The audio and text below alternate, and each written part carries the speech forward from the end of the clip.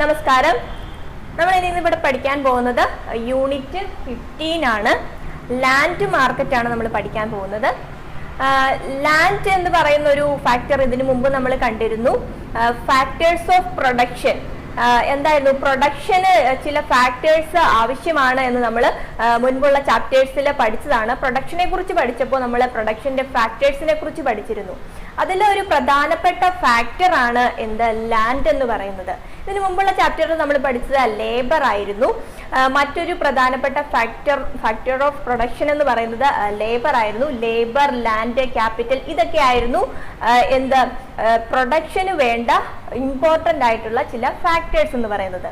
ഇനി നമുക്ക് ഈ ഒരു ചാപ്റ്ററിൽ പഠിക്കാനുള്ളത് ലാൻഡിനെ കുറിച്ചിട്ടാണ്. ലാൻഡ് ഫാക്ടേഴ്സ് ഓഫ് പ്രൊഡക്ഷനിൽ വരുന്നതാണ്. പ്രൊഡക്ഷന്റെ ഏറ്റവും പ്രധാനപ്പെട്ട ഫാക്ടറാണ് ലാൻഡ് എന്ന് പറയുന്നത്. അപ്പോൾ ലാൻഡുമായി റിലേറ്റ് ചെയ്ത് വരുന്ന ചില കാര്യങ്ങളും തിയറീസും ഒക്കെയാണ് ഈ ഒരു ചാപ്റ്ററിലൂടെ നിങ്ങൾക്ക് പഠിക്കാനുള്ളത്. അപ്പോൾ റെന്റ് എന്ന് പറയുന്ന ഒരു കാര്യം, ആ ഒരു റെന്റ് യൂസ് ചെയ്തുകൊണ്ട് ലാൻഡിനെ വീണ്ടും പ്രൊഡക്ഷൻ നടത്തുക അല്ലെങ്കിൽ വീണ്ടും യൂസ് ചെയ്യുന്ന ഒരു കാര്യത്തെ പറ്റി ഈ ഒരു ചാപ്റ്ററിലൂടെ പറയുന്നുണ്ട്. റെന്റ്, ടാക്സ് തുടങ്ങിയ കാര്യങ്ങളൊക്കെ ലാൻഡ് എന്ന് പറയുന്ന ഒരു ഫാക്ടറിനെ ഒരുപാട് ഇൻഫ്ലുവൻസ് ചെയ്യുന്നുണ്ട്. അപ്പൊ ഇതിന്റെയൊക്കെ ഒരു അടിസ്ഥാനത്തിലാണ് ചില തിയറീസ്, ലാൻഡിന്റെ റെന്റിന്റെ അടിസ്ഥാനത്തിലുള്ള ചില തിയറീസ് എക്കണോമിസ്റ്റ് കൊണ്ടുവന്നിട്ടുള്ളത്. അതിൽ പ്രധാനപ്പെട്ട ഒരു എക്കണോമിസ്റ്റ് ആണ് ഡേവിഡ് റിക്കാർഡോ എന്ന് പറയുന്നത്. ക്ലാസിക്കൽ എക്കണോമിസ്റ്റ് ആയ ഡേവിഡ് റിക്കാർഡോയാണ് Ricardian theory of rent introduce ചെയ്തിരിക്കുന്നത്.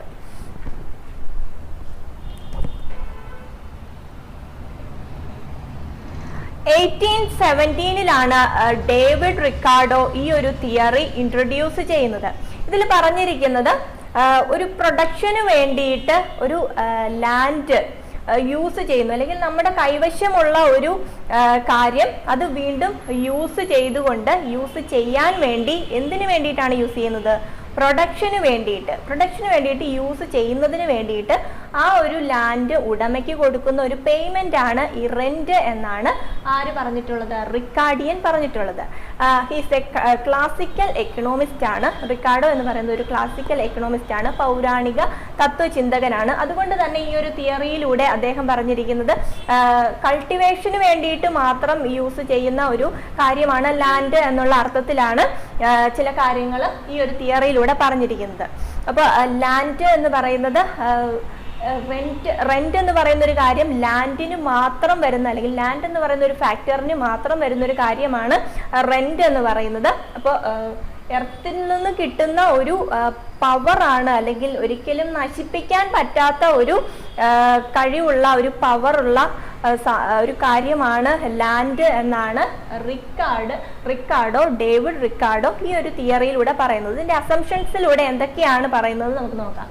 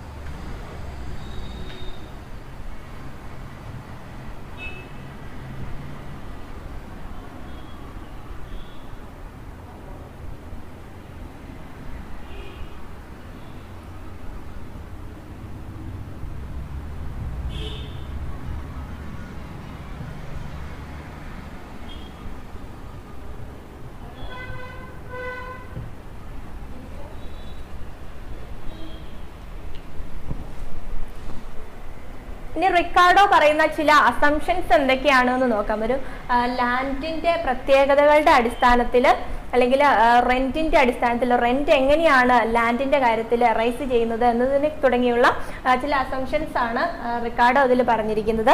അപ്പൊ നമുക്കൊരു ലാൻഡ് ഉണ്ടെങ്കിൽ എന്താണ് നമ്മൾ ചെയ്യുന്നത്? നമ്മൾ അതിൽ കുറച്ച് നാള് പ്രൊഡ്യൂസ് ചെയ്യുന്നു. പ്രൊഡക്ഷന് ശേഷം നമ്മൾ എന്താണ് അത് വീണ്ടും ഒന്നുകിൽ നമ്മൾ വീണ്ടും റീപ്രൊഡക്ഷന് വേണ്ടിയിട്ട് യൂസ് ചെയ്യും, അല്ലെങ്കിൽ നമ്മൾ എന്താണ് ചെയ്യുന്നത്? പാട്ടത്തിന് കൊടുക്കുകയോ വാടകയ്ക്ക് കൊടുക്കുകയോ അങ്ങനെ എന്തെങ്കിലും ചെയ്തുകൊണ്ട് വീണ്ടും അവിടെ പ്രൊഡക്ഷൻ നടത്തുകയാണ് ചെയ്യുന്നത് അല്ലെ. അപ്പോഴാണ് ഈ റെന്റ് എന്ന് പറയുന്ന ഒരു കാര്യം അവിടെ വരുന്നത്. അപ്പോൾ എന്താണ് റിക്കാർഡോ എന്ന് പറയുന്ന ഒരു ക്ലാസിക്കൽ എക്കണോമിസ്റ്റ് ആണ് എന്ന് നമ്മൾ പറഞ്ഞു. അപ്പൊ ക്ലാസിക്കൽ എക്കണോമിസ്റ്റ് ആയതുകൊണ്ട് തന്നെ ലാൻഡ് എന്ന് പറയുന്ന ഒരു കാര്യം കൾട്ടിവേഷന് വേണ്ടിയിട്ട് യൂസ് ചെയ്യുന്നു എന്നുള്ള ഒരു അർത്ഥത്തിലാണ് ഈ ഒരു തിയറിയിലൂടെ പറയുന്നത്. അപ്പൊ കൾട്ടിവേഷന് വേണ്ടിയിട്ട് ഒരു ലാൻഡ് യൂസ് ചെയ്യുകയാണെങ്കിൽ അതിന്റെ ഒരു റെന്റ് വരുന്നത് അല്ലെങ്കിൽ ഡിമാൻഡ് ഒക്കെ വരുന്നത് എന്തിന്റെ അടിസ്ഥാനത്തിലാണ്? ഇൻഫെർട്ടിലിറ്റി അല്ലെങ്കിൽ ഫെർട്ടിലിറ്റിയുടെ അടിസ്ഥാനത്തിലാണ് ഡിമാൻഡ് റെന്റ് ഒക്കെ വരുന്നതെന്നാണ് പറയുന്നത്. അപ്പൊ ഫെർട്ടിലിറ്റി കൂടുതലാണ് എങ്കിൽ എന്താണ്? ഫെർട്ടിലിറ്റി കൂടുതലാണ് എങ്കിൽ ഡിമാൻഡ് കൂടുതലായിരിക്കും, അതിന് കൂടുതൽ റെന്റ് മേടിക്കാമെന്നാണ് റിക്കാർഡോ ഈ ഒരു തിയറിയിലൂടെ പറയുന്നത്. അതാണ് ഫസ്റ്റ് അസംഷൻ എന്ന് പറയുന്നത്. രണ്ടാമത്തെ അസംഷൻ എന്ന് പറയുന്നത് എന്താണ്?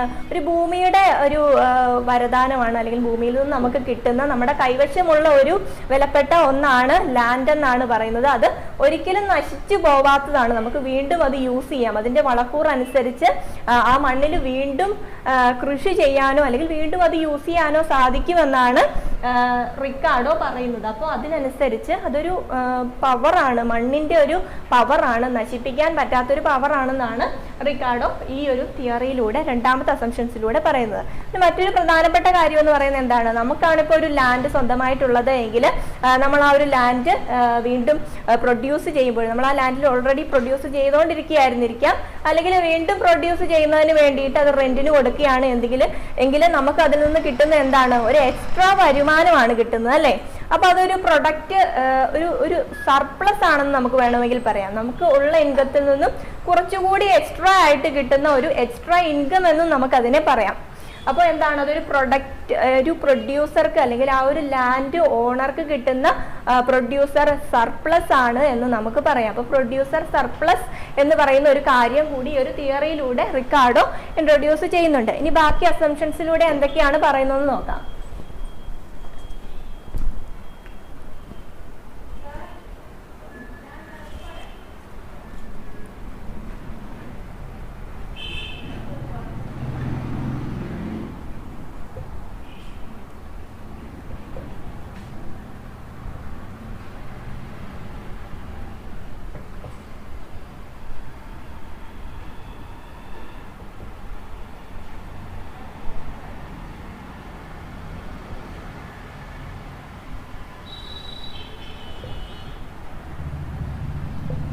മൂന്നാമത്തെ അസംഷൻ എന്ന് പറയുന്നത് ഇതാണ്, law of diminishing marginal returns എന്ന് വെച്ചാൽ ഫെർട്ടിലിറ്റിക്ക് അനുസരിച്ച് റെന്റ് കൂടുകയോ കുറയുകയോ ചെയ്യുന്നു എന്ന് നമ്മൾ പറഞ്ഞിരുന്നു. അതായത് ലാൻഡിന്റെ ഡിമാൻഡ് എന്ന് പറയുന്നത് ഫെർട്ടിലിറ്റിക്ക് അനുസരിച്ചാണ് വരുന്നത്. കൂടുതൽ ഫെർട്ടിലിറ്റി ഉള്ള മണ്ണാണ് എങ്കിൽ അത് കൂടുതൽ റെന്റിന് കൊടുക്കാമെന്നാണ് പറയുന്നത്. അപ്പൊ അതിനനുസരിച്ച് അത് കുറഞ്ഞു വരുന്നു എന്നുള്ള ലെവലിലാണ് പറയുന്നത്. അപ്പൊ ഈ മൂന്നാമത്തെ അസംഷൻ എന്ന് പറയുന്നത് ലോ ഓഫ് മാർജിനൽ ഡിമിനിഷിങ് റിട്ടേൺസുമായിട്ട് റിലേറ്റ് ചെയ്ത് വരുന്നു എന്നാണ് പറയുന്നത്. ഇനി അടുത്തൊരു അസംഷൻ എന്താണെന്ന് നോക്കാം.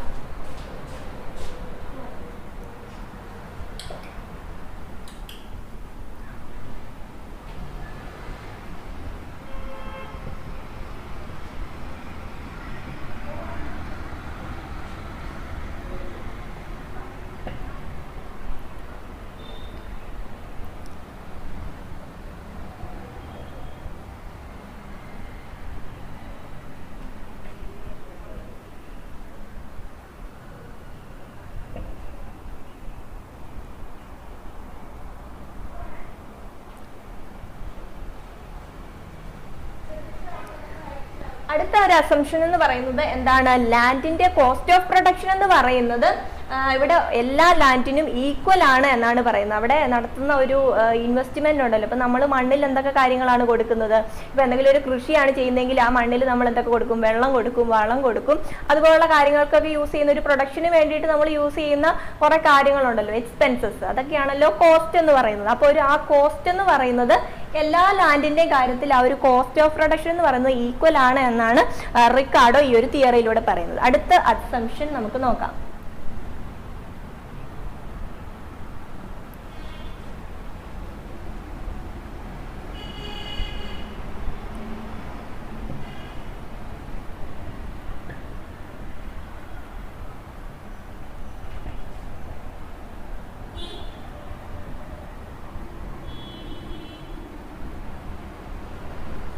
അടുത്ത അസംഷൻ ഇതാണ്. ലാൻഡ് എന്ന് പറയുന്നത് നേച്ചറിന്റെ ഒരു ഗിഫ്റ്റ് ആണ് എന്നാണ് പറയുന്നത്. അതായത് എർത്തിൽ നിന്ന് നമുക്ക് കിട്ടുന്ന ഒരു വരദാനമാണ്, അല്ലെങ്കിൽ എർത്തിൽ നിന്ന് നമുക്ക് ഉള്ള ഒരു കാര്യമാണ്. അത് നമുക്ക് നല്ല രീതിയിൽ യൂസ് ചെയ്യാം എന്നുള്ള അർത്ഥത്തിലാണ് അടുത്തൊരു അസംഷൻ പറഞ്ഞിരിക്കുന്നത്.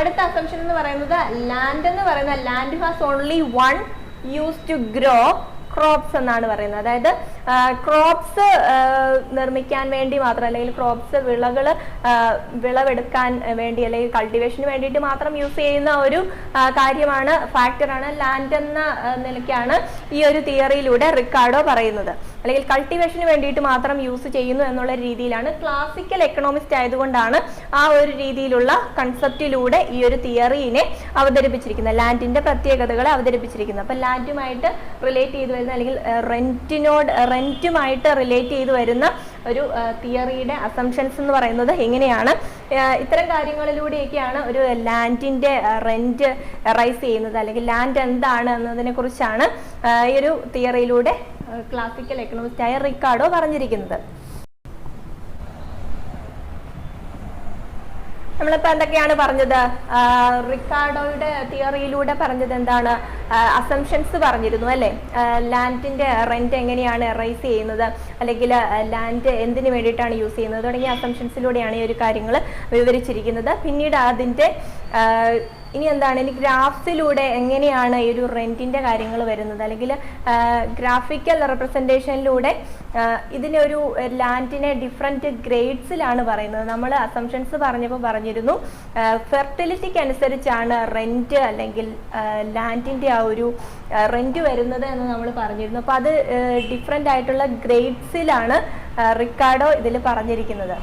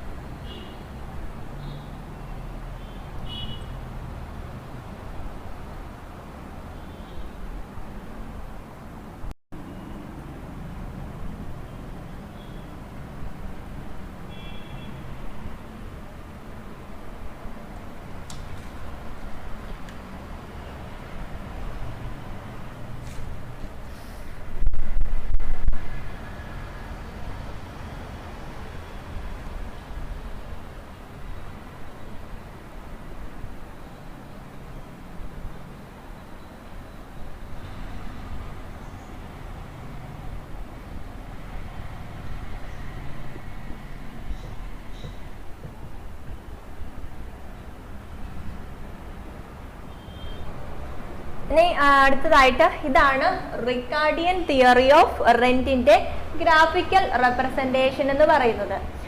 നമ്മൾ പറഞ്ഞിരുന്നു ലാൻഡ് എന്ന് പറയുന്നത് ഫെർട്ടിലിറ്റിക്ക് അനുസരിച്ചാണ് അതിന്റെ റെന്റ് നിശ്ചയിക്കുന്നത് എന്നാണ് ഈ ഒരു തിയറിയിലൂടെ പറയുന്നത്. അപ്പോൾ ഫെർട്ടിലിറ്റി കൂടുതലാണെങ്കിൽ കൂടുതൽ റെന്റ് കൊടുക്കുന്നു അല്ലെങ്കിൽ കൂടുതൽ റെന്റ് മേടിക്കുന്നു എന്ന് നമ്മൾ പറഞ്ഞിരുന്നു.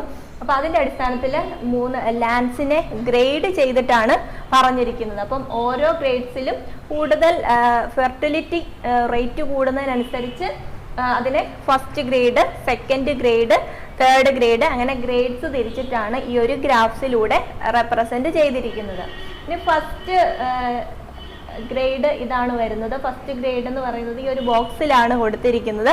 അപ്പോൾ റെന്റിന് കൊടുക്കുമ്പോൾ എന്താണ് ഒരു പ്രൊഡ്യൂസർക്ക് അല്ലെങ്കിൽ ആ ഒരു ലാൻഡ് ഓണർക്ക് കിട്ടുന്ന എന്തായിരുന്നു? പ്രൊഡ്യൂസർ സർപ്ലസ് ആണ് അതെന്ന് നമ്മൾ പറഞ്ഞിരുന്നു അല്ലെ. ലാൻഡ് എന്ന് പറയുന്നത് എന്താണ്? പ്രൊഡ്യൂസർ സർപ്ലസ് ആണ് എന്നാണ് റിക്കാർഡോ ഇതിലൂടെ പറയുന്നത്. അപ്പോൾ ഈ ഒരു പോർഷൻ എന്ന് പറയുന്നത് എന്താണ്? കോസ്റ്റ് കഴിഞ്ഞിട്ട് ആ ഒരു ഇത് ഫസ്റ്റ് ലാൻഡ് ആണ്. AD എന്ന് പറയുന്നത് ഒരു ഫസ്റ്റ് ലാൻഡ് ആണ് എന്ന് വിചാരിക്കുക. ഇതൊരു ലാൻഡ് ആണ് എങ്കിൽ ഇതിന് ഫസ്റ്റ് അവിടെ നമ്മൾ പ്രൊഡ്യൂസ് ചെയ്ത് കുറച്ച് കോസ്റ്റും കാര്യങ്ങളും ഒക്കെ കൊടുത്തുകൊണ്ട് നമ്മൾ കുറച്ചൊരു പ്രൊഡക്ഷൻ അവിടെ നടത്തി എന്ന് വിചാരിക്കുക. അവിടെ ഒരു സാധനം നമ്മൾ കൃഷി ചെയ്തു അല്ലെങ്കിൽ കൾട്ടിവേഷൻ നടന്നു, അങ്ങനെ കുറച്ച് കോസ്റ്റ് നമുക്ക് അവിടെ ഉണ്ടായി. ആ കോസ്റ്റ് കഴിഞ്ഞിട്ട് വീണ്ടും നമ്മളത് റെന്റിന് കൊടുത്തു കഴിയുമ്പോൾ നമുക്ക് അവിടെ നിന്ന് കിട്ടുന്ന എന്താണ്?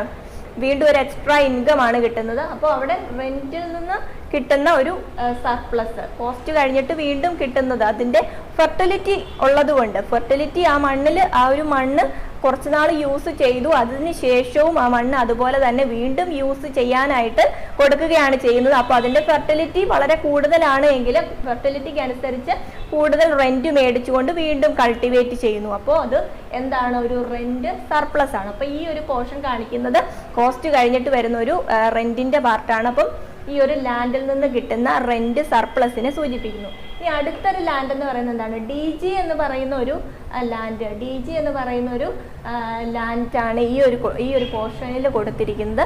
ഇവിടെയും കോസ്റ്റ് വരുന്നുണ്ട്. നമ്മൾ അസംഷൻസിൽ പറഞ്ഞിരുന്നു കോസ്റ്റ് എന്ന് പറയുന്നത് എല്ലാ ലാൻഡിലും കോസ്റ്റ് എന്ന് പറയുന്നത് ഈക്വൽ ആണ്, കോസ്റ്റ് ഓഫ് പ്രൊഡക്ഷൻ എന്ന് പറയുന്നത് ഈക്വൽ ആണ് എന്ന് പറഞ്ഞിരുന്നു. അതുകൊണ്ടാണ് ഇതിൽ 3ലും ഈക്വൽ ആയിട്ട് വന്നിരിക്കുന്നത്. ഈ ഒരു കുറയുന്ന ഭാഗം കാണിച്ചിരിക്കുന്നത് എന്താണ്? അതിന്റെ ഗ്രേഡിലെ കുറവാണ് കാണിച്ചിരിക്കുന്നത്, അല്ലെങ്കിൽ ഫെർട്ടിലിറ്റി കുറയുന്ന നിരക്കിലാണ് ഈ ഒരു ഗ്രാഫ് വന്നിരിക്കുന്നത്. രണ്ടാമത്തെ പോർഷൻ എന്താണ്? അല്ലെങ്കിൽ രണ്ടാമത്തെ ലാൻഡ് DJ ആണ്. രണ്ടാമത്തെ DJ ലാൻഡിൽ നമ്മൾ കുറച്ച് കോസ്റ്റ് ഓഫ് പ്രൊഡക്ഷൻ എന്ന് പറയുന്നത്, ഇവിടെ ഒരു കുറച്ച് കോസ്റ്റ് വന്നു, കോസ്റ്റിന് ശേഷം വന്ന ഒരു റെന്റ് ആണ്. നമ്മൾ ആ ഒരു ലാൻഡിൽ നിന്നും കുറച്ച് റെന്റിന് കൊടുത്തു കഴിയുമ്പോൾ നമുക്ക് കിട്ടുന്ന ആ ഒരു റെന്റ് ആണ് ഇത്. അപ്പം ആ പ്രൊഡ്യൂസർക്ക് അതിൽ നിന്ന് കിട്ടുന്ന എന്താണ്? അല്ലെങ്കിൽ ആ ഒരു ലാൻഡ് ഉടമയ്ക്ക് അതിൽ നിന്ന് കിട്ടുന്ന എന്താണ്? അതിൽ നിന്നൊരു മിച്ച മൂല്യം, ഒരു എക്സ്ട്രാ ഇൻകം ആണ് കിട്ടുന്നത്. അപ്പൊ ഈ ഒരു പോർഷൻ എന്ന് പറയുന്നത് അതിന്റെ ഫെർട്ടിലിറ്റിക്ക് അനുസരിച്ച്, ഈ ഒരു മണ്ണിന്റെ വളക്കൂറിനനുസരിച്ച് അല്ലെങ്കിൽ അവിടെ ചെയ്യാൻ പറ്റുന്ന കാര്യങ്ങൾക്കനുസരിച്ച് കിട്ടുന്ന ഒരു കോസ്റ്റ് അല്ലെങ്കിൽ സർപ്ലസ് എന്ന് പറയുന്നത് ഇത്രയാണ്. അപ്പൊ ഈ രണ്ട് ഭാഗം സൂചിപ്പിക്കുന്ന റെന്റ് സർപ്ലസ് ആണ്, അല്ലെങ്കിൽ പ്രൊഡ്യൂസർ സർപ്ലസ് ആണ് കാണിക്കുന്നത്. ഈ മൂന്നാമത്തെ ഒരു ലാൻഡിലേക്ക് വരുമ്പോൾ GJ എന്ന് പറയുന്ന മൂന്നാമത്തെ ലാൻഡിൽ എന്താണ്? കോസ്റ്റ് മാത്രമേ വരുന്നുള്ളൂ അല്ലെ. ഇവിടെ ഫെർട്ടിലൈസേഷൻ എന്ന് പറയുന്നത് വളരെ കുറവാണ് എന്നാണ് കാണിക്കുന്നത്. അപ്പൊ ഫെർട്ടിലിറ്റി കുറയും തോറും എന്താണ്? റെന്റിനുള്ള സാധ്യത കുറയുന്നു, അല്ലെങ്കിൽ റെന്റ് സർപ്ലസ് കുറയുന്നു എന്ന രീതി കാണിക്കുന്നതിന് വേണ്ടിയിട്ടാണ് ഈ ഒരു ഗ്രാഫിക്കൽ റെപ്രസെന്റേഷൻ കൊടുത്തിരിക്കുന്നത്. അപ്പൊ ഇവിടെ വന്നപ്പോൾ കോസ്റ്റ് ഓഫ് പ്രൊഡക്ഷൻ കംപ്ലീറ്റ് ആയി, ഇനി ആ ലാൻഡിലൊന്നും ചെയ്യാൻ പറ്റില്ല, അതുകൊണ്ട് കോസ്റ്റ് ഓഫ് പ്രൊഡക്ഷൻ കംപ്ലീറ്റ് ആയി എന്നാണ് കാണിക്കുന്നത്. ഇവിടെ കോസ്റ്റ് ഓഫ് പ്രൊഡക്ഷൻ മാത്രമേ വരുന്നുള്ളൂ, ഇവിടെ റെന്റ് വരുന്നില്ല, അതുകൊണ്ട് തന്നെ റെന്റ് സർപ്ലസ് ഇവിടെ കാണിക്കുന്നില്ല. ഇത്രയും കാര്യങ്ങളാണ് ഈ ഒരു ഗ്രാഫിലൂടെ റിക്കാർഡോ എക്സ്പ്ലെയിൻ ചെയ്തിരിക്കുന്നത്. ഇനി എന്തിന്റെ അടിസ്ഥാനത്തിലാണ് അല്ലെങ്കിൽ ഈ ഒരു റെന്റിന്റെ കാര്യം വരുന്നത്, എന്ത് കാരണങ്ങൾ എന്താണെന്നാണ് റിക്കാർഡോ പറഞ്ഞിരിക്കുന്നത്. Scarcity of land. അപ്പോൾ റെന്റ് എന്തുകൊണ്ടാണ് വരുന്നത്, അല്ലെങ്കിൽ റെന്റ് എന്ന് പറയുന്ന ഒരു കാര്യം ലാൻഡിൽ എങ്ങനെയാണ് വരുന്നത്? സ്കേഴ്സിറ്റി ഓഫ് ലാൻഡ് ഉള്ളത് കൊണ്ടാണ് എന്ന് പറയുന്നു. ലാൻഡിന്റെ ഒരു ലഭ്യത കുറവ് വരുമ്പോൾ അതിന് ഡിമാൻഡ് കൂടും അല്ലേ. അപ്പോൾ അത് കൃഷി ചെയ്യാനോ മറ്റെന്തെങ്കിലും കാര്യങ്ങൾക്ക് വേണ്ടി യൂസ് ചെയ്യാനായിട്ടുള്ള ആളുകൾ കൂടുതലാണ് എങ്കിൽ അതിന് ഡിമാൻഡ് കൂടും. അപ്പോൾ സ്കേഴ്സിറ്റി ഉള്ള ഒരു സമയത്ത് ആളുകൾ കിട്ടുന്ന ലാൻഡ് പെട്ടെന്ന് കൂടുതൽ യൂസ് ചെയ്യാനായിട്ട് ശ്രമിക്കും. അപ്പം എന്താണ്? കൂടുതൽ റെന്റിൽ ആ ഒരു ലാൻഡ് കൊടുക്കാനായിട്ട് സാധിക്കും. അപ്പൊ സ്കേഴ്സിറ്റി ഓഫ് ലാൻഡ് ഉള്ള സമയത്ത് റെന്റ് കൂടുതൽ കൊടുത്തുകൊണ്ട്, അല്ലെങ്കിൽ ഈ പറയുന്ന ഒരു റെന്റ് എന്ന് പറയുന്ന ഒരു കാര്യം അവിടെ വെച്ചുകൊണ്ട് മണ്ണ് മറ്റൊരാൾക്ക് പ്രൊഡക്ഷന് വേണ്ടിയിട്ട് കൊടുക്കുന്നു അല്ലെങ്കിൽ യൂസ് ചെയ്യുന്നു, വീണ്ടും ഒരു പ്രൊഡക്ഷന് വേണ്ടിയിട്ട് യൂസ് ചെയ്യുന്നു. അതാണ് ഒരു കാരണമെന്ന് പറയുന്നത്, അല്ലെങ്കിൽ റെന്റ് വരാനുള്ള ഒരു കാരണമെന്ന് പറയുന്നത്. പിന്നെ എന്താണ് റെന്റിന് വ്യത്യസ്തതകൾ വരുന്ന മറ്റൊരു കാര്യം എന്താണ്? ഡിഫറൻസസ് ഇൻ ദ ഫെർട്ടിലിറ്റിയുടെ കാര്യം. അതാണ് ഈ ഒരു ഗ്രാഫിലൂടെയും പറഞ്ഞിരിക്കുന്നത്. ഫെർട്ടിലിറ്റി കൂടുതലാണ് എങ്കിൽ കൂടുതൽ റെന്റ് അതിനെ ഈടാക്കുന്നു, ഫെർട്ടിലിറ്റി കുറവാണെങ്കിൽ കുറച്ച് മണി അതിൽ ഈടാക്കുന്നു എന്നാണ് പറഞ്ഞിരിക്കുന്നത്. ഇതാണ് ഇതിന്റെ കാരണങ്ങൾ എന്ന് പറയുന്നത്, റെന്റ് ഫോർ ലാൻഡിൽ വരുന്ന കാരണങ്ങൾ എന്ന് പറയുന്നത്. ഇത്രയും കാര്യങ്ങളാണ് റിക്കാർഡിയൻ തിയറി ഓഫ് റെന്റുമായിട്ട് റിലേറ്റ് ചെയ്തു വരുന്നത്.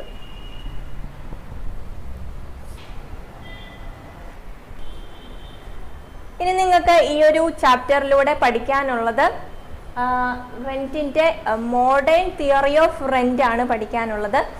നിങ്ങൾ റെന്റുമായിട്ട് റിലേറ്റ് ചെയ്ത് വരുന്ന മറ്റുള്ള തിയറീസ് പഠിച്ചിരുന്നു. റിക്കാർഡിയൻ തിയറി ഓഫ് റെന്റ്, മാർഷലിന്റെ തിയറിക്ക് ആയിരുന്നു റെന്റുമായിട്ട് റിലേറ്റ് ചെയ്ത് വരുന്ന ചില തിയറീസ്. ഇനി എന്താണ് മോഡേൺ തിയറി ഓഫ് റെന്റ് പറയുന്നത് എന്ന് നോക്കാം.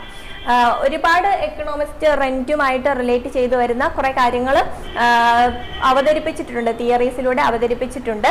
അതിൽ റിക്കാർഡിയൻ തിയറി ഓഫ് റെന്റിന്റെ ആ ഒരു തിയറിയുടെ ഒരു മോഡിഫൈ ചെയ്ത അല്ലെങ്കിൽ ഡെവലപ്പ് ചെയ്തെടുത്ത ഒരു രൂപമാണ് മോഡേൺ തിയറി ഓഫ് റെന്റ് എന്ന് പറയുന്നത്. ആദ്യമായി ഇൻട്രൊഡ്യൂസ് ചെയ്യുന്നത് JS മില്ലാണ്. അതിനുശേഷം ഒരുപാട് എക്കണോമിസ്റ്റ്, മാർഷൽ, റോബിൻസൺ തുടങ്ങിയ ഒരുപാട് എക്കണോമിസ്റ്റ് ഇതുമായി റിലേറ്റ് ചെയ്ത ഒരുപാട് തിയറീസ് കൊണ്ടുവന്നിട്ടുണ്ട് എങ്കിൽ പോലും, അല്ലെങ്കിൽ ഒരുപാട് തിയറീസ് ഡെവലപ്പ് ചെയ്തിട്ടുണ്ടെങ്കിൽ പോലും ഈ ഒരു theory, modern theory of rent ആദ്യമായിട്ട് ഇൻട്രൊഡ്യൂസ് ചെയ്യുന്നത് JS മില്ലാണ്. ഇനി എന്തൊക്കെ കാര്യങ്ങളാണ് ഈ ഒരു തിയറിയിലൂടെ അദ്ദേഹം പറഞ്ഞിരിക്കുന്നത് നോക്കാം. നമ്മൾ റിക്കാർഡിയൻ തിയറി ഓഫ് റെന്റിൽ നമ്മൾ പറഞ്ഞിരുന്നു എന്താണ് ലാൻഡിന്റെ റെന്റ് എങ്ങനെയാണ് നിശ്ചയിക്കപ്പെടുന്നത് എന്ന് പറഞ്ഞിരുന്നു അല്ലേ. അപ്പോൾ ലാൻഡിന്റെ റെന്റ് എന്ന് പറയുന്നത് ഒരു സർപ്ലസ് ആണ് എന്ന് പറഞ്ഞിരുന്നു. അതായത് പ്രൊഡ്യൂസർക്ക് അല്ലെങ്കിൽ ആ ഒരു ലാൻഡിന്റെ ഉടമയ്ക്ക് കിട്ടുന്ന എക്സ്ട്രാ ഇൻകം ആണ്, അല്ലെങ്കിൽ ഒരു എക്സ്ട്രാ വരുമാനം സർപ്ലസ് ആണ് എന്ന് നമ്മൾ റിക്കാർഡിയൻ തിയറി ഓഫ് റെന്റിൽ പറഞ്ഞിരുന്നു. എന്നാൽ ലാൻഡിന് മാത്രം കിട്ടുന്ന ഒരു സർപ്ലസ് അല്ല, അല്ലെങ്കിൽ കാര്യമല്ല ഈ പറയുന്ന റെന്റ് എന്നാണ് JS മില്ല് പറഞ്ഞിരിക്കുന്നത്. അപ്പൊ റെന്റ് എന്ന് പറയുന്നത് ഒരു സർപ്ലസ് തന്നെയാണ്. പക്ഷെ എന്നാൽ പോലും അങ്ങനെയുള്ളൊരു സർപ്ലസ് ആ ഒരു ഫാക്ടറിന് മാത്രം, അല്ലെങ്കിൽ ലാൻഡ് എന്ന് പറയുന്ന ഒരു ഫാക്ടറിന് മാത്രം കിട്ടുന്നതല്ല, എല്ലാ ഫാക്ടേഴ്സ് ഓഫ് പ്രൊഡക്ഷനും കിട്ടുന്നതാണ് എന്നാണ് ഈ ഒരു തിയറിയിലൂടെ JS മില്ല് പറഞ്ഞിരിക്കുന്നത്. അതിൽ ലേബറിന്റെ കാര്യം നമ്മൾ പറഞ്ഞപ്പോൾ എങ്ങനെയായിരുന്നു? ലേബർ മാർക്കറ്റിൽ എങ്ങനെയായിരുന്നു? ലേബറിന്റെ സപ്ലൈയും ഡിമാൻഡും ഈക്വൽ ആയിട്ട് വരുന്ന ഒരു പോയിന്റിലാണ് വേജ് ഡിറ്റർമൈൻ ചെയ്യുന്നത് എന്ന് നമ്മൾ പറഞ്ഞിരുന്നു. അതുപോലെ ഈ ഒരു തിയറിയിലോട്ട് വരുമ്പോൾ റെന്റ് ഡിറ്റർമൈൻ ചെയ്യുന്നത് എന്താണ്? സപ്ലൈ ഓഫ് ലാൻഡും ഡിമാൻഡ് ഫോർ ലാൻഡുമാണ് ഇവിടെ റെന്റ് നിശ്ചയിക്കപ്പെടുന്നത് എന്നാണ് പറഞ്ഞിരിക്കുന്നത്. അതിൽ സപ്ലൈ എന്ന് പറയുന്ന ഒരു ഫാക്ടർ, ഇപ്പം ഈ ഒരു തിയറി പറയുന്നത് എന്തുമായിട്ട് റിലേറ്റ് ചെയ്തിട്ടാണ്? ലാൻഡുമായിട്ട് റിലേറ്റ് ചെയ്തിട്ടാണ് അല്ലേ. അപ്പൊ ലാൻഡ് എന്ന് പറയുന്ന ഒരു കാര്യം ചേഞ്ച് വരുത്താനായിട്ട് പറ്റുന്ന ഒന്നാണോ? നമുക്ക് അതിന്റെ സപ്ലൈ ഇൻക്രീസ് ചെയ്യാനായിട്ട് പറ്റുമോ? ഇപ്പൊ ഒരു കൃഷിഭൂമി, അതിന്റെ ഒരു സപ്ലൈ നമുക്ക് ഇടയ്ക്കിടയ്ക്ക് മാറ്റി കൂട്ടി എടുത്തുകൊണ്ടിരിക്കാൻ പറ്റുമോ? നമുക്ക് അതിന്റെ ഒരു സപ്ലൈ ഇൻക്രീസ് ചെയ്യാൻ പറ്റത്തില്ല അല്ലേ. അപ്പൊ അതിന്റെ ഒരു സപ്ലൈ എന്ന് പറയുന്നത് എപ്പോഴും കോൺസ്റ്റന്റ് ആണ്, ഫിക്സഡ് ആണ്. അതുകൊണ്ട് തന്നെ സപ്ലൈ ഓഫ് ലാൻഡ് എന്ന് പറയുന്നത് ഇൻഇലാസ്റ്റിക് ആണ്, അല്ലെങ്കിൽ അതവിടെ കോൺസ്റ്റന്റ് ആണ്. പിന്നെ ഡിമാൻഡ് എങ്ങനെയാണ് മാറുന്നത്, അല്ലെങ്കിൽ ഡിമാൻഡിന്റെ കാര്യങ്ങൾ എങ്ങനെയാണ് മാറ്റം വരുന്നത് എന്നതിനനുസരിച്ചിട്ടൊക്കെയാണ് അതിൻ്റെ ഒരു എക്വിലിബ്രിയം പോയിന്റ് ഒക്കെ വരുന്നത്. അപ്പോൾ ഡിമാൻഡും സപ്ലൈയും ഈക്വൽ ആവുന്ന പോയിന്റിലാണ് ലാൻഡിന്റെ റെന്റ് നിശ്ചയിക്കപ്പെടുന്നത് എന്നാണ് ഈ ഒരു തിയറിയിലൂടെ പറഞ്ഞിരിക്കുന്നത്. പിന്നെ മറ്റൊരു പ്രധാനപ്പെട്ട കാര്യം എന്ന് പറയുന്നത് ലാൻഡിന്റെ ആക്ച്വൽ ഏണിങ്ങും ട്രാൻസ്ഫർ ഏണിങ്ങിന്റെയും ഒരു, അല്ലെങ്കിൽ ആക്ച്വൽ ഏണിങ്ങിൽ നിന്നും ട്രാൻസ്ഫർ ഏണിങ് മൈനസ് ചെയ്യുമ്പോഴാണ് റെന്റ് എന്ന് പറയുന്ന ഒരു കാര്യം കിട്ടുന്നത് എന്നാണ് ഈ ഒരു തിയറിയിലൂടെ JS മില്ല് പറഞ്ഞിരിക്കുന്നത്. ഈ ഒരു കാര്യമാണ് ഇതിലൂടെ പ്രധാനമായിട്ടും JS മില്ല് പറയുന്നത്. റെന്റ് എന്ന് പറയുന്ന ഒരു ഫാക്ടർ എന്തിലാണ് വരുന്നത്? ലാൻഡ് എന്ന് പറയുന്ന ഒരു ഫാക്ടറിലാണ് റെന്റ് എന്ന് പറയുന്ന കാര്യം വരുന്നത്. ആ റെന്റ് എന്ന് പറയുന്നത് എങ്ങനെയാണ് കിട്ടുന്നത്? ആക്ച്വൽ ഏണിങ് മൈനസ് ട്രാൻസ്ഫർ ഏണിങ് എന്നാണ് പറയുന്നത്. എന്താണ് ആക്ച്വൽ ഏണിങ് എന്ന് പറയുന്നത്?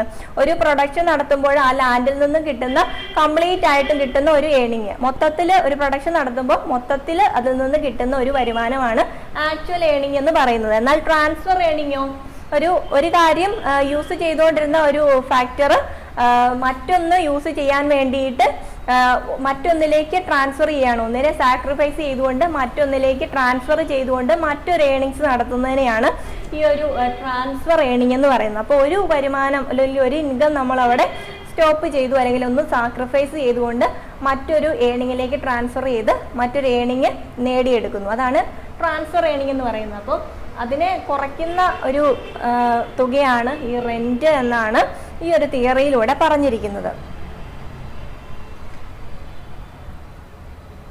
ഇനി നമ്മൾ പറഞ്ഞിരുന്നത് എന്താണ്? സപ്ലൈ ഓഫ് ലാൻഡ് എന്ന് പറയുന്നത് ഫിക്സഡ് ആണ് അല്ലെങ്കിൽ കോൺസ്റ്റന്റ് ആണ്, ഇൻഇലാസ്റ്റിക് ആണ്. ഇതാണ് അതിന്റെ ഒരു പ്രധാന പോയിന്റ് എന്ന് പറയുന്നത്. എന്നാൽ ഡിമാൻഡ് എന്ന് പറയുന്നത് എങ്ങനെയാണ്? ഡിമാൻഡ് എന്ന് പറയുന്നത് അഗ്രികൾച്ചർ ആയിട്ടുള്ള കാര്യങ്ങൾക്ക് വേണ്ടിയിട്ട് അല്ലെങ്കിൽ കൾട്ടിവേഷന് വേണ്ടിയിട്ട് നമ്മൾ ലാൻഡ് യൂസ് ചെയ്യാറുണ്ട് അല്ലേ. ലാൻഡ് കുറവാണെങ്കിൽ സ്കേഴ്സിറ്റി ഓഫ് ലാൻഡ് വരുന്ന ഒരു സമയത്ത് എന്താണ്, അതിന് കൂടുതൽ റെന്റ് ഈടാക്കിക്കൊണ്ട് നമ്മൾ ആ ഒരു മണ്ണ് മേടിക്കുന്നു എന്നൊക്കെ നമ്മൾ ഇതിനു മുമ്പും റിക്കാർഡിയൻ തിയറിയിലൊക്കെ പറഞ്ഞിട്ടുണ്ട്. അപ്പോൾ ഡിമാൻഡ് കൂടുന്നത് എപ്പോഴാണ് എന്നൊക്കെ നമുക്കറിയാമല്ലോ. അപ്പോൾ അഗ്രികൾച്ചറൽ പ്രൊഡക്ട്സ് അവിടെ കൊടുക്കാനുണ്ടെങ്കിൽ, അപ്പോൾ നമുക്കൊരു കൃഷി നടത്താനുണ്ടെങ്കിലാണ് ആ ഒരു ലാൻഡിന് അവിടെ ഡിമാൻഡ് ഉണ്ടാവുന്നത്. അപ്പോൾ ഡിമാൻഡ് ഉണ്ടാവണമെങ്കിൽ എന്താണ്, ഈ പറയുന്ന അഗ്രികൾച്ചറൽ പ്രൊഡക്ട്സ് ഉണ്ടാവണം, അല്ലെങ്കിൽ ആ ഒരു അഗ്രികൾച്ചറൽ പ്രൊഡക്ട്സിന് ഡിമാൻഡ് ഉണ്ടാകുമ്പോഴാണ് ഈ പറയുന്ന ലാൻഡിന് ഡിമാൻഡ് ഉണ്ടാവുന്നത്. അപ്പോൾ ഡിമാൻഡ് അതിനനുസരിച്ച് ചേഞ്ച് ചെയ്യും അല്ലേ, കൂടുകയോ കുറയുകയോ ചെയ്യും. അപ്പോൾ അതിനനുസരിച്ച് ഒരു വേരിയേഷൻ ആയിരിക്കും ഡിമാൻഡിന്റെ കാര്യത്തിൽ വരുന്നത്. പക്ഷെ സപ്ലൈയുടെ കാര്യത്തിൽ വരുന്നത്, ലാൻഡിന്റെ സപ്ലൈയുടെ കാര്യത്തിൽ വരുന്നത് ഒരു കോൺസ്റ്റന്റ് ആയിട്ടുള്ള കാര്യമായിരിക്കും. കാരണം അത് ചേഞ്ച് വരുത്താനായിട്ട് പറ്റില്ല. നമുക്ക് ലാൻഡ് എന്ന് പറയുന്നൊരു കാര്യം കൂട്ടിക്കൊണ്ടിരിക്കാനായിട്ട് പറ്റില്ല. നമുക്കത് ഫിക്സഡ് ആണ്, കയ്യിൽ നമുക്ക് ഉണ്ട് എങ്കിൽ അത് ഇടയ്ക്കിടയ്ക്ക് കൂട്ടിക്കൊണ്ടിരിക്കാനോ സപ്ലൈ ചെയ്യാനോ സാധിക്കില്ല. ഇതാണ് ഇതിൻ്റെ ഒരു വലിയ പ്രത്യേകത എന്ന് പറയുന്നത്. അപ്പോൾ ഇതിൻ്റെ അടിസ്ഥാനത്തിലാണ് അതിൻ്റെ ഒരു ഗ്രാഫ് വരുന്നത്. ഇതാണ് മോഡേൺ തിയറി ഓഫ് റെന്റിലെ റെന്റിനെ ഡിറ്റർമൈൻ ചെയ്യുന്ന ഗ്രാഫ് എന്ന് പറയുന്നത്.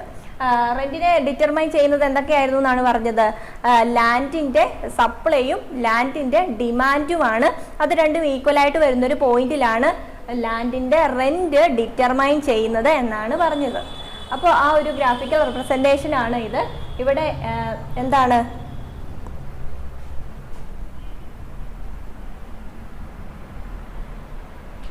ഡിമാൻഡ് ആൻഡ് സപ്ലൈ കർവ്സ് കൊടുത്തിട്ടുണ്ട്. ഡിമാൻഡ് എന്ന് പറയുന്നത് DL ആണ് ഇവിടെ ഡിമാൻഡിന്റെ കർവ് എന്ന് പറയുന്നത്. SL ആണ് സപ്ലൈ ഫോർ ലാൻഡ്, ഇത് ഡിമാൻഡ് ഫോർ ലാൻഡ്. അപ്പോൾ ഡിമാൻഡ് എന്ന് പറയുന്ന ഒരു കാര്യം അഗ്രികൾച്ചറൽ പ്രൊഡക്ട്സിന്റെ പ്രൊഡക്ഷന് ആവശ്യമായിട്ടുള്ള കാര്യങ്ങളുണ്ട് എങ്കിൽ അവിടെ ലാൻഡിന് ഡിമാൻഡ് കൂടുമെന്ന് നമ്മൾ പറഞ്ഞു. അപ്പം അങ്ങനെയുള്ള പ്രൊഡക്ഷന് ആവശ്യമായിട്ടുള്ള അഗ്രികൾച്ചറൽ പ്രൊഡക്ട്സോ കൾട്ടിവേഷൻ ആയിട്ടുള്ള കാര്യങ്ങളോ ഉണ്ട് എങ്കിൽ ലാൻഡിന് തീർച്ചയായിട്ടും ഡിമാൻഡ് ഒന്നെങ്കിൽ കൂടുകയോ അല്ലെങ്കിൽ കുറയുകയോ ചെയ്യും. അപ്പോൾ ഡിമാൻഡിന് എപ്പോഴും ലാൻഡിന്റെ ഡിമാൻഡിന് എപ്പോഴും വേരിയേഷൻ സംഭവിക്കും അല്ലേ. കാര്യങ്ങൾ കിട്ടുന്നതിനനുസരിച്ച്, അതായത് അതിന്റെ പ്രൈസിൽ ചേഞ്ച് സംഭവിക്കുന്നുണ്ട്. അപ്പം ഡിമാൻഡ് കൂടുകയും കുറയുകയും ചെയ്തു വരുന്നുണ്ട്. അപ്പോൾ പ്രൈസിനനുസരിച്ച് കാര്യങ്ങൾ ഡിമാൻഡ് ചേഞ്ച് ചെയ്തു വരുന്നുണ്ട്. അതുകൊണ്ടാണ് ഈ ഒരു ഡിമാൻഡിന്റെ കർവ് മുകളിൽ നിന്നും താഴേക്ക് കുത്തനെ വരുന്നത്. എന്നാൽ SL കർവ്, അതായത് സപ്ലൈ ഫോർ ലാൻഡിന്റെ കർവ് വരുന്നത് ഒരു സ്ട്രെയിറ്റ് ലൈനായിട്ടാണ് വരുന്നത്. അതിന്റെ കാരണം നമ്മൾ പറഞ്ഞിരുന്നു, സപ്ലൈ ഓഫ് ലാൻഡ് എന്ന് പറയുന്നത് എന്താണ്, അതിന് ചേഞ്ച് വരുന്നില്ല, അത് ഇൻഇലാസ്റ്റിക് ആണെന്ന് പറഞ്ഞിരുന്നു. അതിന് ചേഞ്ച് വരുത്താനായിട്ട് സാധിക്കില്ല, അത് കോൺസ്റ്റന്റ് ആയിട്ട് നിൽക്കുന്നു. ലാൻഡ് ആയതുകൊണ്ട് തന്നെ അത് കോൺസ്റ്റന്റ് ആയിട്ട് നിൽക്കുന്നു. അതുകൊണ്ടാണ് ഇതൊരു നേർരേഖയിൽ വരുന്നത്. ഇനി ഈ ഒരു സപ്ലൈയും ഡിമാൻഡും ഇന്റർസെക്ട് ചെയ്തു വരുന്ന പോയിന്റിലാണ് ഈക്വിലിബ്രിയം പോയിന്റ് വരുന്നത്. അതാണ് E എന്ന് പറഞ്ഞ് റിപ്രസെന്റ് ചെയ്തിരിക്കുന്നത്. ഈ ഒരു പോയിന്റിൽ വെച്ചിട്ടാണ് ലാൻഡിന്റെ റെന്റ് ഡിറ്റർമൈൻ ചെയ്തിരിക്കുന്നത്. ഇത്രയും കാര്യങ്ങളാണ് ലാൻഡിന്റെ ഡിറ്റർമൈൻ ചെയ്യുന്ന ഗ്രാഫിൽ കാണിച്ചിരിക്കുന്നത്. ഈ ഒരു രണ്ട് മൂന്ന് ഗ്രാഫിലൂടെയാണ് ഈ പറയുന്ന റെന്റിന്റെ കാര്യങ്ങൾ എങ്ങനെയാണ് വരുന്നത്, അല്ലെങ്കിൽ റെന്റിനെ എങ്ങനെയാണ് ഡിറ്റർമൈൻ ചെയ്തിരിക്കുന്നതെന്ന് JS മില്ല് അവതരിപ്പിച്ചിരിക്കുന്നത് മോഡേൺ തിയറിയിൽ. ഇനി അടുത്തൊരു ഗ്രാഫ് എങ്ങനെയാണ് വരുന്നതെന്ന് നോക്കാം.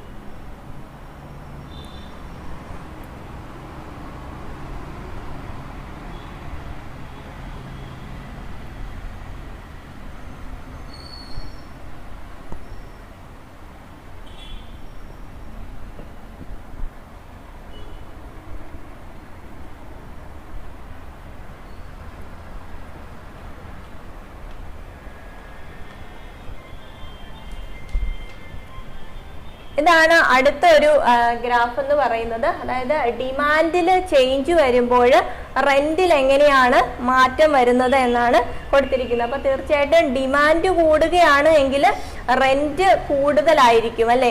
ഡിമാൻഡ് കൂടുതലാണ് അല്ലെങ്കിൽ ലാൻഡ് കൂടുതൽ ആളുകൾ മേടിക്കാനുണ്ട് എന്നറിഞ്ഞാൽ തീർച്ചയായിട്ടും വലിയൊരു റെന്റ് തന്നെ ഈടാക്കിക്കൊണ്ടായിരിക്കും കൊടുക്കുന്നത്. എന്നാൽ ലാൻഡിന് ആരും തന്നെ ആവശ്യക്കാരില്ല എങ്കിൽ റെന്റിന് അതിനനുസരിച്ചുള്ളൊരു വിലയെ കാണത്തുള്ളൂ. അപ്പോൾ ആ ഒരു ഡിമാൻഡിനനുസരിച്ച് റെന്റിൽ ഉണ്ടാകുന്ന മാറ്റമാണ് അടുത്തൊരു ഗ്രാഫ്സിലൂടെ പറഞ്ഞിരിക്കുന്നത്. ഇവിടെ ഡി എന്ന് പറയുന്നതായിരുന്നു ആക്ച്വലി അവിടെ ഉണ്ടായിരുന്ന ആദ്യത്തെ ഡിമാൻഡ് ഫോർ ലാൻഡ് എന്ന് പറയുന്നത്. പിന്നീട് എന്താണ്, D1ലേക്ക് ഷിഫ്റ്റ് ചെയ്തപ്പോൾ, ഡിയിൽ നിന്നും D1ലേക്ക് ഷിഫ്റ്റ് ചെയ്തപ്പോൾ ഡിമാൻഡ് കൂടിയപ്പോൾ എന്താണ്, റെന്റിന്റെ കാര്യവും ഇവിടെ കൂടിയതായിട്ട് കാണിച്ചിരിക്കുന്നു. അപ്പോഴുള്ള ഒരു ഇക്വിലിബ്രിയം പോയിന്റ് ആണ് E1 എന്ന് പറയുന്നത്. ഡി ആയിരുന്നപ്പോൾ ഡിമാൻഡ് ഫസ്റ്റ് ഡി ആയിരുന്നു. ഈ ഒരു ലാൻഡിന്റെ ഡിമാൻഡ് എന്ന് പറയുന്നത് ആദ്യമേ എന്തായിരുന്നു, ഡി ആയിരുന്നു. അപ്പൊ ഡി ആയിരുന്നപ്പോൾ ഉണ്ടായിരുന്ന ഇക്വിലിബ്രിയം പോയിന്റ് ആണ് ഇയിൽ പറഞ്ഞിരിക്കുന്നത്. ഇതാണ് സപ്ലൈ കർവ് എന്ന് പറയുന്നത്. SS ആണ് ഇവിടെ സപ്ലൈ കർവ് എന്ന് പറയുന്നത്. നമ്മൾ ഇതിനു മുമ്പ് പറഞ്ഞിരുന്നു സപ്ലൈ കർവ് എന്ന് പറയുന്നത് ലാൻഡിന്റെ കാര്യത്തിൽ കോൺസ്റ്റന്റ് ആണ് അല്ലെങ്കിൽ ഇൻഇലാസ്റ്റിക് ആണ്, അതിന് സപ്ലൈയുടെ കാര്യത്തിൽ ചേഞ്ച് വരുന്നില്ല എന്ന് പറഞ്ഞിരുന്നു. അതുകൊണ്ടാണ് ഇതൊരു സ്ട്രെയിറ്റ് ലൈനിൽ സപ്ലൈ കർവ് വരുന്നത്. അപ്പോൾ സപ്ലൈയും ഡിമാൻഡ് ഫോർ ലാൻഡും കൂടി ഇന്റർസെക്ട് ചെയ്യുന്ന പോയിന്റിലാണ് ഇക്വിലിബ്രിയം പോയിന്റ്സ് കൊടുത്തിരിക്കുന്നത്. അതിൽ ഫസ്റ്റ് ഇക്വിലിബ്രിയം പോയിന്റ് എന്ന് പറയുന്നത് ഇ ആണ്. ഇയിൽ വെച്ചിട്ട് റെന്റ് എന്ന് പറയുന്നത് ഈ ഒരു അളവിലായിരുന്നു അതിന്റെ റെന്റ് എന്ന് പറയുന്നത്. പിന്നീട് ഡിയിൽ നിന്നും D1ലേക്ക് ഡിമാൻഡ് കൂടിയപ്പോൾ എന്താണ്, അതിന്റെ ഇക്വിലിബ്രിയം പോയിന്റ് വീണ്ടും ഷിഫ്റ്റ് ചെയ്തു. ഇയിൽ നിന്നും E1ലേക്കായി അതിന്റെ റെന്റ് കൂടുകയാണ് ചെയ്തത്. വീണ്ടും പിന്നീടൊരു അവസരത്തിൽ അല്ലെങ്കിൽ ഡിമാൻഡ് കുറഞ്ഞപ്പോൾ അവിടെ പ്രൊഡക്ഷൻ ഒന്നും ആവശ്യമായിട്ട് ലാൻഡ് ഇല്ല, അല്ലെങ്കിൽ ഒരുപാട് ലാൻഡ് എല്ലാ ആളുകളുടെയും കയ്യിലുണ്ട്, അല്ലെങ്കിൽ ഒരുപാട് ലാൻഡ് യൂസ് ചെയ്യാനായിട്ട് ആവശ്യത്തിനുണ്ട് എങ്കിൽ അവിടെ ലാൻഡിന് സ്കേഴ്സിറ്റി ഒന്നുമില്ല, ലാൻഡിന്റെ ഡിമാൻഡ് അവിടെ കുറയും. അപ്പോൾ ലാൻഡിന്റെ ഡിമാൻഡ് കുറയുന്ന ഒരു അവസരത്തിൽ എന്താണ്, ഡിമാൻഡ് ഷിഫ്റ്റ് നേരെ താഴോട്ട് വരും. അങ്ങനെ ഡിമാൻഡ് കുറയുന്ന ഒരു കർവാണ് അടുത്തതായിട്ട് താഴെ കൊടുത്തിരിക്കുന്നത്. അതായത് D2 എന്ന് പറയുന്നത് ഡിമാൻഡ് കുറഞ്ഞ ഒരു കർവിനെയാണ് കാണിക്കുന്നത്. D2ലേക്ക് D1ൽ നിന്നും D2ലേക്ക് ഷിഫ്റ്റ് ചെയ്ത് ഡിമാൻഡ് കുറഞ്ഞപ്പോൾ എന്താണ് സംഭവിച്ചത്, E2 എന്ന് പറയുന്ന ഒരു പോയിന്റിലാണ് ഇക്വിലിബ്രിയം പോയിന്റ് വന്നിരിക്കുന്നത്. ഇതിന്റെ സപ്ലൈ കർവും ഡിമാൻഡ് കർവും ഇന്റർസെക്ട് ചെയ്യുന്ന പോയിന്റ് എന്ന് പറയുന്നത് E2 ആണ്. അപ്പൊ E2ൽ വെച്ച് റെന്റ് എന്താണ്, റെന്റ് വീണ്ടും കുറയുകയാണ് ചെയ്തത്. അപ്പം ഡിമാൻഡിലെ ചേഞ്ചുകൾ എങ്ങനെയാണ് ലാൻഡിന്റെ റെന്റിനെ അഫക്റ്റ് ചെയ്യുന്നതെന്നാണ് ഈ ഒരു ഗ്രാഫിലൂടെ പറഞ്ഞിരിക്കുന്നത്. ഇത്തരം കാര്യങ്ങളൊക്കെയാണ് ഈ മോഡേൺ തിയറി ഓഫ് റെന്റിൽ JS മില്ല് അവതരിപ്പിച്ചിരിക്കുന്നത്.